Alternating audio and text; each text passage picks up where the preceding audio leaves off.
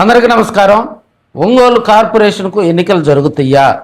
YCP నేతలు ఈ వార్డుల పునర్విభజన రిజర్వేషన్లకు సంబంధించి కోర్టులో దానికి సంబంధించి స్టే తీసుకురావటం జరిగింది. ఇప్పటి వరకు దాన్ని సవాల్ చేస్తూ అధికార పార్టీ వైపు నుంచి దానికి సవాల్ చేస్తూ కౌంటర్గా కూడా మరి వారు కౌంటర్ దాఖలు చేయకపోవటం రాజకీయంగా కూడా చర్చ నడుస్తుంది. మరో 2 నెలల్లో ఎన్నికలు జరగనున్న నేపథ్యంలో లోకల్గా ఉన్నటువంటి మున్సిపాలిటీలు కానీ పంచాయతీలు కానీ వాటిపై కూడా ఏవైనా కోర్టు కేసులు ఉంటే తక్షణమే పరిష్కరించుకోవాలని మరి అధికార పార్టీలో ఉన్నటువంటి పెద్దలు సూచించినటువంటి సందర్భం. అయితే ఒంగోలుకు సంబంధించి వార్డుల పునర్విభజన ఈ బీసీ గణ అంటే ఒక్కొక్క వార్డుకు సంబంధించి ఈ రిజర్వేషన్ల ప్రక్రియ సరిగ్గా జరగటం లేదు, అక్కడ ప్రజాస్వామ్యబద్ధంగా జరగటం లేదు, ప్రజలకు సంబంధించినటువంటి వారు తెలియజేసిన విధంగా జరగట్లేదని చెప్పి వైసీపీ నాయకులు దీనిపై కోర్టులో స్టే తీసుకురావడం జరిగింది. దానికి సంబంధించి వార్డుల పునర్విభజనకు కోర్టు స్టే ఇవ్వడంతో ఒంగోలులో బ్రేక్ పడినటువంటి సందర్భం. రాజకీయంగా దీనిపై అధికార పార్టీ కౌంటర్ దాఖలు చేయకపోవటం కూడా రేపు ఈ కోర్టు కేసులు క్లియర్ అయ్యేది ఎప్పుడు, ఒంగోలు నగరపాలక సంస్థకు ఎన్నికలు జరిగేది ఎప్పుడు అనేది రాజకీయంగా కూడా చర్చ నడుస్తుంది. సో ఇవన్నీ క్లియర్ అయితే రేపు ఒంగోలులో బరిలో ఉండేది ఎవరు? ఒంగోలులో ఇప్పటికే ఆర్యవయసుల వైపు అధికార పార్టీ నేతలు చూస్తున్నారనే టాక్ వినిపిస్తున్న సందర్భం.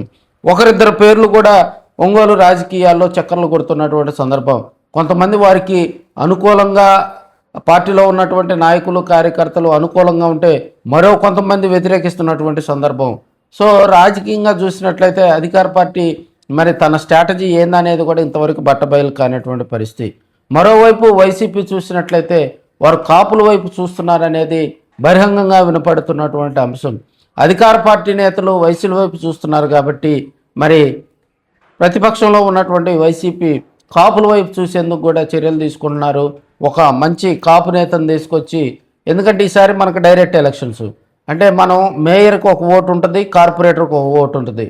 సో మేయర్కి ప్రత్యక్ష ఎన్నిక ద్వారా కూడా ఒక ఓటరు మేయర్ని ఎన్నుకునేటువంటి ఆ ప్రణాళికలో ఆ ఎన్నికల విధానాన్ని కూడా చంద్రబాబు నాయుడు గారు కొత్తగా ప్రవేశపెడుతున్నటువంటి సందర్భం.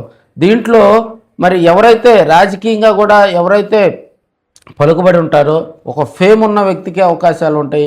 కమ్యూనిటీల పరంగా ఇవన్నీ కనుక చూసుకుంటే అటు అధికార పార్టీ కానీ ఇటు ప్రతిపక్షం కానీ వారిద్దరిలో కూడా ఎవరికి అవకాశాలు ఉంటాయి అనేది చెప్తున్నటువంటి అంశం.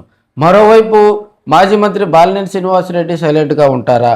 రేపు జనసేన పార్టీకి సంబంధించి మనం చూసినట్లయితే ఒకరి మీద ఒకరు కూడా ఈ ఎన్నికలకు ముందే ఒంగోలు ఎమ్మెల్యే అదేవిధంగా బాలినేని శ్రీనివాసరెడ్డి వారి ఇరువురు కూడా ఒకరి మీద ఒకరు మీడియా సమావేశంలో విమర్శలు చేసుకోవటం రాజకీయంగా చర్చ నడిచింది.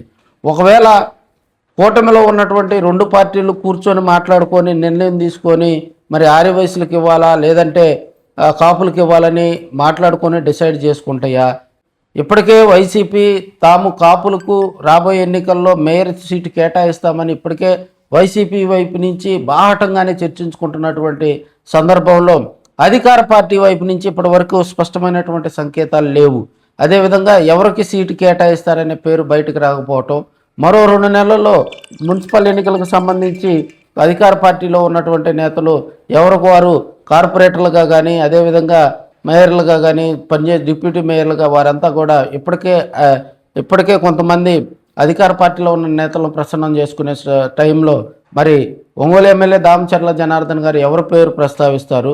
ఆ పేరుకు బాలినేని శ్రీనివాసరెడ్డి గారు మద్దతు తెలుపుతారా లేదంటే జనసేన పార్టీ మరి ఒంగోలులో కూడా మరొక స్టాట్ తోటి ముందుకు వస్తుందా అనేది రాజకీయంగా కూడా మరికొన్ని రోజుల్లో తేటతెల్లం కానుందని మనం చెప్పుకోవచ్చు.